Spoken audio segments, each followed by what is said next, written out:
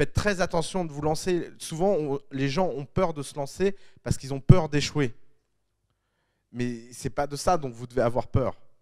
Vous devriez plutôt avoir peur de ne plus avoir le choix de réussir.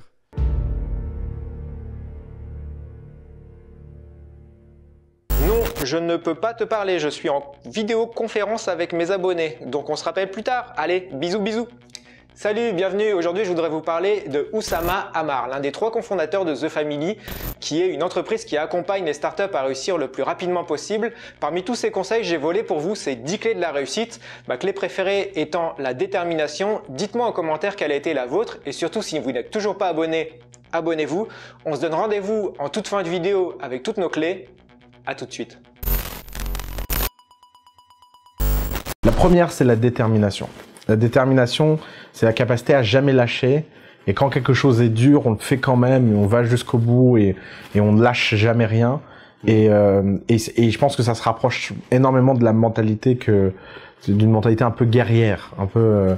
Il fait froid, j'avance. Il fait chaud, j'avance. Peu importe ce qu'il va falloir faire, j'y vais. Peu importe les conditions, je le fais. Et jamais je vais me chercher d'excuses. Je pense que les bons entrepreneurs sont des gens qui finissent par être immunisés à l'excuse. Alors, qu'est-ce qui fait qu'un entrepreneur peut réussir et c'est quoi les clés du succès pour un entrepreneur?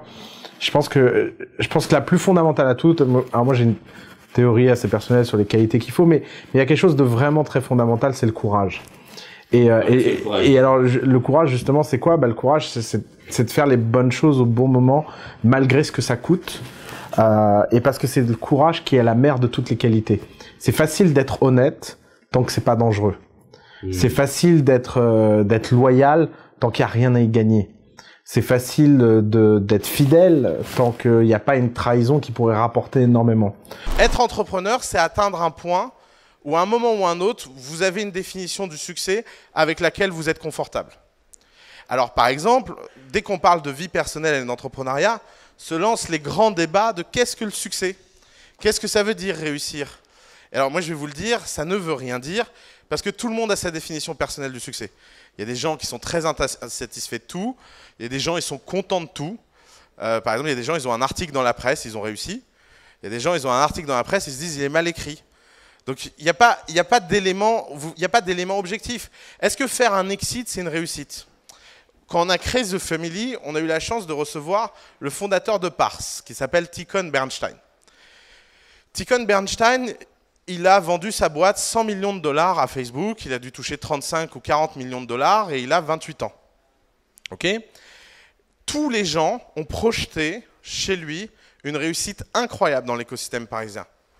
Sauf que moi, connaissant bien le bonhomme et connaissant bien la vallée, je sais très bien ce que lui ressent. Dans la vallée, vendre sa boîte 100 millions de dollars, you're just so much a failure. Et vous n'imaginez pas à quel point le type est dépressif. Quand vous lui dites c'est quoi la pire chose que tu as fait dans ta vie, il dit c'est d'avoir vendu ma boîte trop tôt. Et vous voyez, c'est juste une question de perspective. Donc vous ne pouvez pas mettre votre définition du succès dans les mains de quelqu'un d'autre. Vous ne pouvez pas mettre votre définition du succès dans ce que les autres projettent. Vous devez absolument avoir une définition personnelle et claire de ce que vous appelez le succès. Ça peut être défini par la reconnaissance, ça peut être défini par l'argent, ça peut être défini par ce que vous voulez, changer le monde ou tout ce que vous voulez, mais ça doit être clair, objectivable et atteignable. Je m'appelle Oussama. Je veux dire, s'il y a quelqu'un qui a subi des remarques, des machins, etc. Enfin, je suis plutôt dans le top 10. Ouais. J'en ai jamais souffert pour une raison très simple, c'est que j'ai toujours considéré que la distance entre ce que j'avais envie de faire et ce que je pouvais faire était simplement mon travail. Et ça, c'est un message qu'on passe assez peu. C'est que le monde, il a changé. Je pense qu'il y a 20 ans dans une banlieue, si c'était il y a 20 ans, je serais pas devenu Oussama Ammar, j'aurais pas voyagé dans le monde, j'aurais pas créé The Family.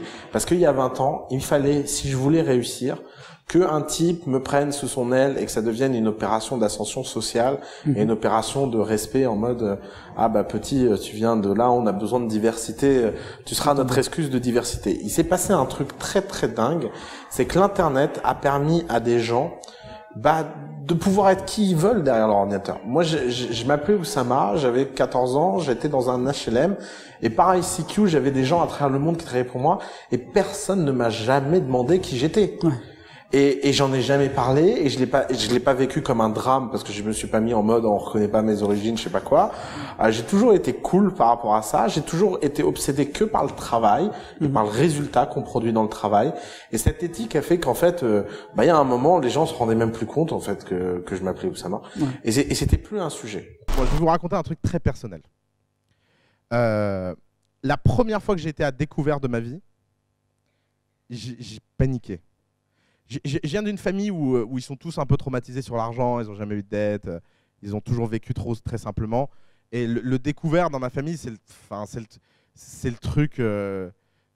vous avez l'humanité, la sous-humanité, et puis vous avez les gens à découvert. Mais vraiment, c'est une espèce de psychopathe. Première fois de ma vie où j'ai reçu une lettre d'une banque parce que j'étais à découvert, je ne vous dis pas la panique dans laquelle j'étais. Et j'ai eu une chance incroyable, c'est que la première fois de ma vie où j'étais à découvert, je ne pouvais pas rembourser mon découvert. Et vous n'imaginez même pas à quel point c'est une chance. Vous savez pourquoi? Parce que résultat, je suis passé par toutes les étapes du découvert. Toutes les lettres, tous les trucs.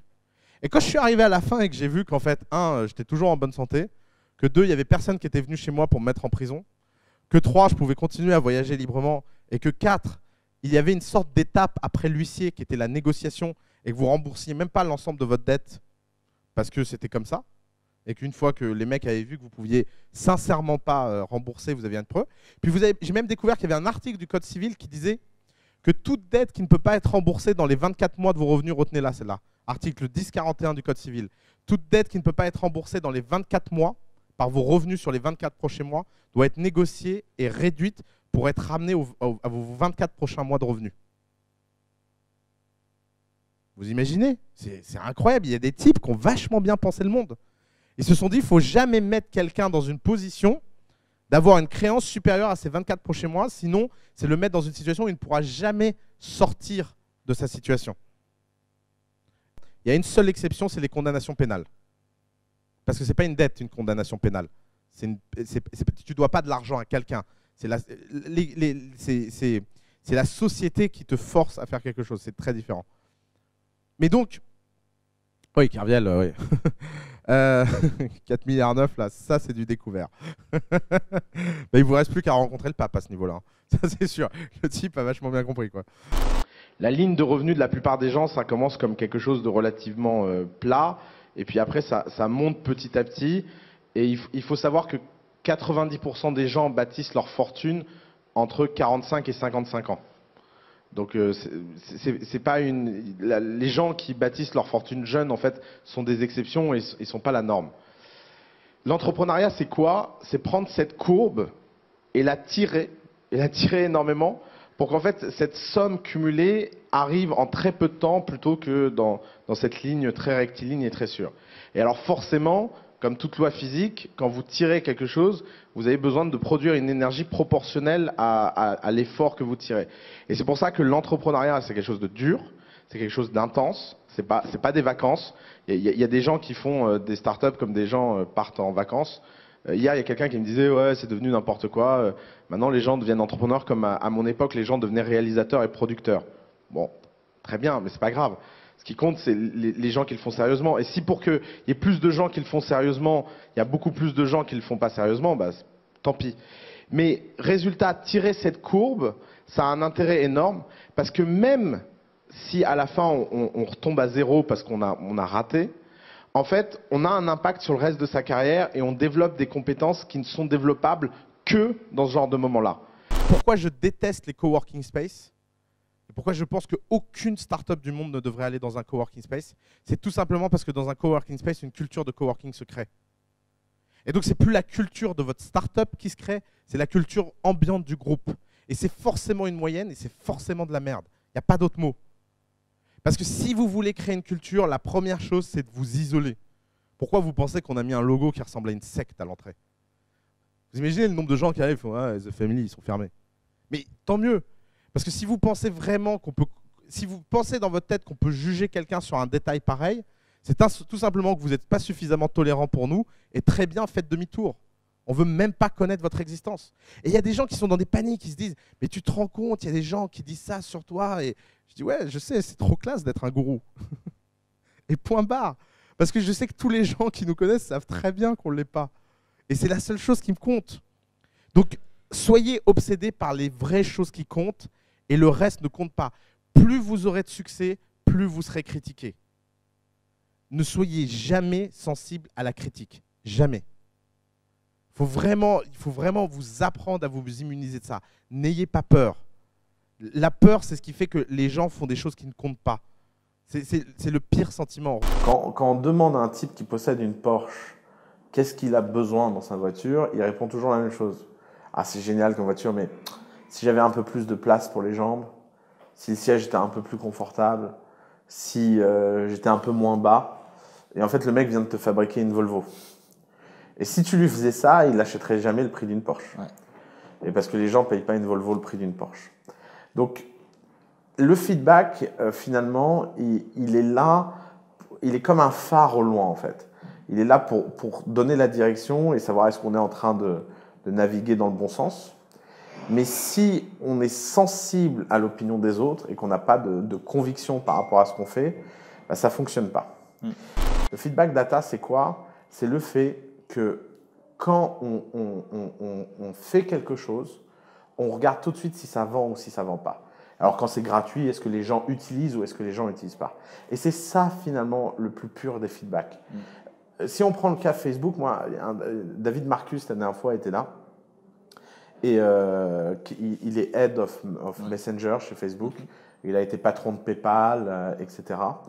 Et David Marcus disait la chose la plus extraordinaire chez Facebook, c'est qu'ils sont capables de résister à des émeutes collectives. Ils sont capables, quand tout le monde hurle, tout le monde se plaint que Twitter est en feu, que Facebook est en feu, de rien en avoir à faire. Ouais. Et là où c'est fort, c'est que c'est l'une des entreprises au monde qui écoute le plus le feedback des utilisateurs. Et pourquoi?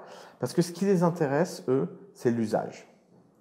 Ils te forcent à installer Messenger, tu le fais, tu n'es pas content, tu râles. Ils n'en ont rien à faire si derrière tu utilises Messenger. Ouais, si à l'inverse, par exemple, il y a une histoire très célèbre, le chat Facebook. À un moment, tout le monde a hurlé parce que ça ne leur plaisait pas. Pourquoi ils ont changé? Ils ont changé non pas parce que les gens hurlaient, ils ont changé parce que plus personne n'utilisait le chat. Ouais. Et c'est là où il faut réussir à objectiviser le feedback et à l'absorber de la façon la plus objective possible. Je ne sais pas si certains d'entre vous le savent, mais The Family a un château. Qui est au courant de ça? Ok, The Family n'a pas de château. On a ouvert une landing page avec le seul objectif de voir si les gens avaient envie d'aller dans un château ou pas. Vous croyez vraiment que je vais aller acheter un château avant de vérifier que les gens ont envie de vivre dedans? Parce que quand vous dites l'idée, ouais, on va... C'était quoi le problème? Le problème, c'est que beaucoup de gens viennent nous voir en nous disant « Paris est trop cher, je vis mal, je n'arrive pas à me concentrer, je ne suis pas confortable. » Ok, tu as un problème, j'ai une solution. Je vais t'ouvrir un super château à la campagne pour 1 000 € par mois, super bien foutu. Et est-ce que 1 000 € par mois, c'est le bon prix? Quand on parlait aux gens, on leur disait 1 000 € par mois, et les gens disaient « Ah, c'est cher. » Moi, je me disais « C'est quand même pas cher, 1 000 € par mois. » Donc, pour arrêter d'être avec des gens qui me regardent dans les yeux en disant « Non, mais pour moi, ce ne sera pas ce prix-là », et de vivre la culpabilité de tous ces gens, on a prétendu qu'on avait un château, on a annoncé qu'on avait un château, et ça a super bien marché. Parce que moi, j'ai reçu plus de 80 demandes par email en mode « Ouais, je veux y aller dans ce château ». Donc maintenant, on est au courant et donc on fait des visites de châteaux et on cherche un château. Et en plus, vous imaginez avec la banque comment la discussion est facile. Attendez, les gars ont déjà payé. Mais il n'y a pas de château. Mais justement. Et donc, sortez du schéma. Et donc, pour vérifier que les gens sont prêts à acheter de l'information ou pas, il y a une façon toute bête. Tu ouvres une landing page, tu promets ce que tu vas promettre post 1 an ou 2 ans de développement et tu dis aux gens, clique et achète.